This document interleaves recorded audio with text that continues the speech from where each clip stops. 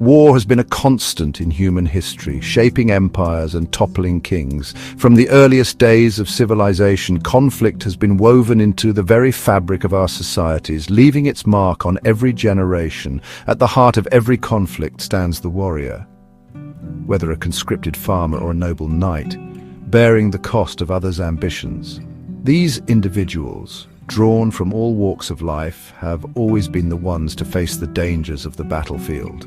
Over millennia, the warrior's appearance and methods have evolved, but the courage and fear of battle remain unchanged. The emotions etched on their faces, hope, dread, determination, are timeless. Understanding the evolution of the warrior is key to understanding humanity's most defining activity.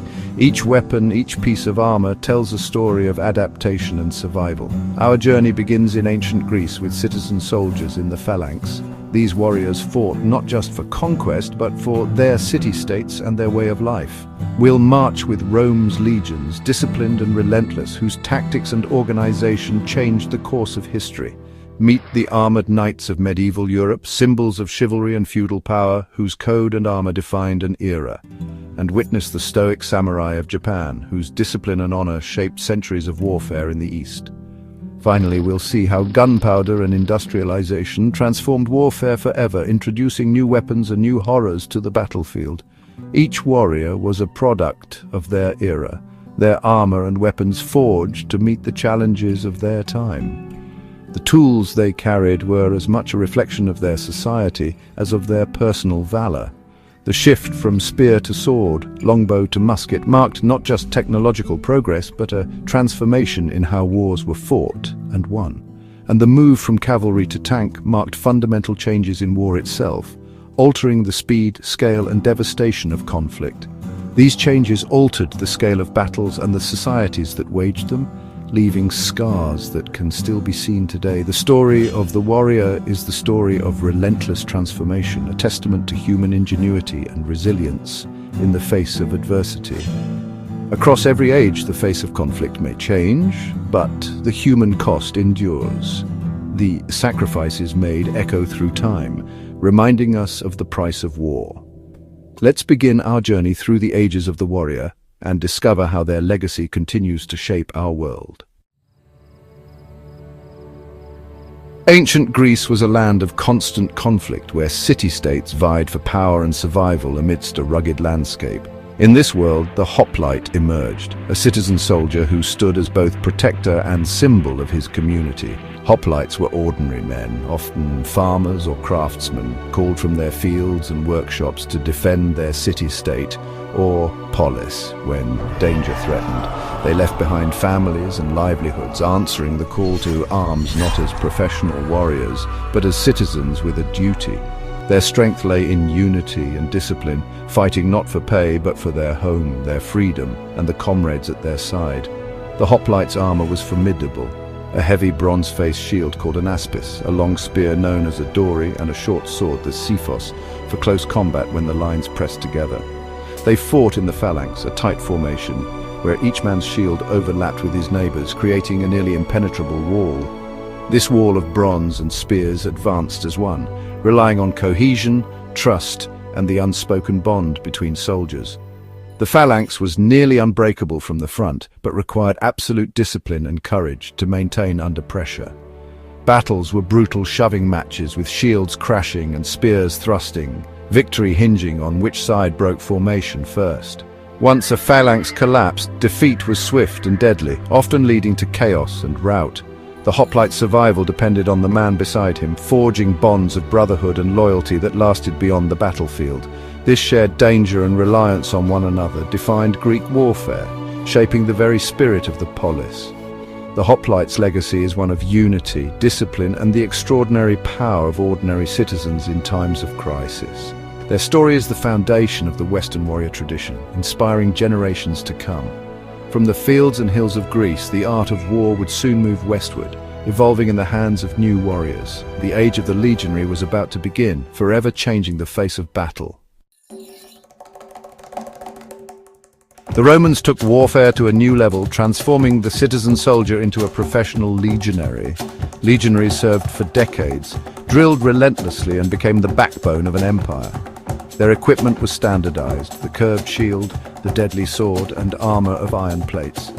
Roman tactics were flexible. Cohorts could operate independently, adapting to any battlefield. Before charging, legionaries hurled javelins to disrupt enemy lines, then closed in for brutal close combat. Discipline was absolute. Cowardice was punished, bravery rewarded. The Roman army was a mobile machine, building roads and forts as it conquered. Their success lay in organization, engineering, and the iron will of the legionary. Rome's military dominance lasted for centuries, shaping the world's understanding of power and discipline. But as Rome fell, a new kind of warrior would rise in Europe. The age of the knight was dawning. With Rome's fall, Europe fractured into feudal kingdoms, and the knight emerged as the symbol of medieval warfare. Knights were elite, mounted warriors, nobles clad in plate armor, wielding lance and sword. Their armor was a marvel of craftsmanship, both protection and status symbol. The cavalry charge was their signature tactic, aiming to shatter enemy lines with sheer force. Jousting tournaments honed their skills for real battle. Yet the knight's dominance was challenged by new weapons. English longbows and Swiss pikes could pierce armor and stop cavalry. The rise of disciplined infantry signaled the decline of the knight's supremacy. While the image of the knight endures, their era ended as tactics and technology evolved. The battlefield was changing, and so was the warrior. Across the world, another code-bound warrior was rising, the samurai. Let's cross to feudal Japan. In Japan, the samurai became the embodiment of martial skill and honor. Bound by Bushido, the way of the warrior, they lived and died by loyalty, courage, and discipline. Their armor, crafted from lacquered plates, balanced protection and agility. The katana, their soul, was a masterpiece of steel wielded with deadly precision. Samurai trained relentlessly in swordsmanship, archery, and spear fighting. They fought both on horseback and on foot, adapting to the needs of battle. Warfare in Japan was not just duels, but large-scale strategic conflicts. The arrival of firearms in the 16th century forced the samurai to adapt or fade. The age of the sword was ending, and the gun would soon rule the battlefield. The world was on the brink of a gunpowder revolution. Gunpowder changed everything. Castles fell and the battlefield was transformed. Early firearms and cannons were crude, but their impact was undeniable. Artillery could breach walls in days, shifting power from feudal lords to central monarchs. Musketeers replaced archers. Discipline and drill became the new martial virtues. Soldiers fired in volleys, protected by pikemen as they reloaded. Armor became obsolete, and the individual warrior gave way to the power of the unit. Battles were now decided by formations and firepower, not personal prowess. The age of the knight and samurai faded, replaced by professional armies. War became more impersonal, more deadly, and more reliant on technology. The modern battlefield was taking shape. Soon, the world would see warfare on a scale never imagined. The 18th century was the era of linear tactics and professional armies. Soldiers fought in disciplined lines, firing muskets in coordinated volleys. The flintlock musket and bayonet made every infantryman both shooter and spearman. Success depended on drill, discipline, and the ability to withstand the chaos of battle. Officers led from the front while common soldiers endured harsh discipline and meager pay. The bayonet charge was the final decisive act, sweeping the enemy from the field. Armies became vast professional machines capable of incredible feats of endurance. The image of the redcoat or Prussian soldier became legendary. This was the peak of gunpowder warfare, before industry and nationalism changed everything. The next transformation would be even more profound. The world was about to enter the age of industrialized war. The 20th century brought industrialized warfare on an unimaginable scale, forever altering the way wars would be fought and remembered. World War I shattered old orders, trapping millions in the horrors of trench warfare, where the ground itself became a prison of mud and misery. Soldiers faced relentless machine guns, thunderous artillery, clouds of poison gas, and a landscape transformed into a wasteland of mud and death. Steel helmets and gas masks became essential for survival. Rifles, grenades, and mortars filled the trenches, turning every day into a struggle to endure. Life was misery, Constant danger, disease, and psychological trauma haunted every waking moment, leaving scars that would last a lifetime. Offensives like the Somme and Verdun cost millions of lives for little ground, as men were sacrificed for mere yards of territory. Tanks emerged to break the deadlock, lumbering across no man's land and signaling the future of mechanized war.